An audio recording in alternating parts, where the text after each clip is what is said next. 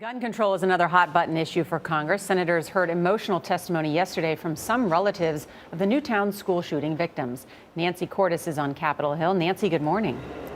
Nora, good morning. Well, Democrats think they have public opinion on their side on this issue, but that does not mean that they have the votes on Capitol Hill. And so they made their strongest case yesterday, and a Newtown father made an emotional plea for opponents to reconsider.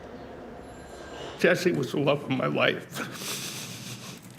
He was the only family I had left. Neil Heslin dropped his 6-year-old son Jesse off at Sandy Hook Elementary just 20 minutes before the boy was shot dead.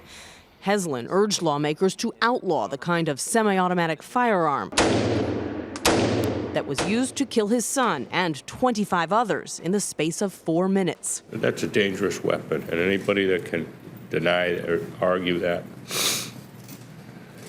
isn't being honest. The assault weapons ban introduced by California Democrat Dianne Feinstein would stop the sale of 157 different gun models and limit the number of rounds in a magazine to 10.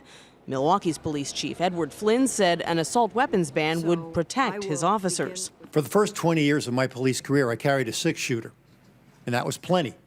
That was a standard weapon for American law enforcement for over 100 years.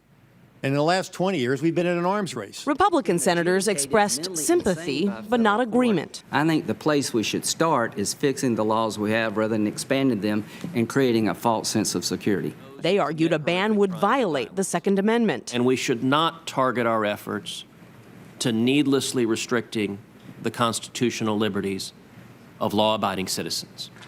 Vice President Biden, who crafted the White House recommendations for new gun laws, made his case for the ban in a meeting with state attorneys general. We have to speak for the more than 2,000 people who have died at the end of a gun just since Newtown.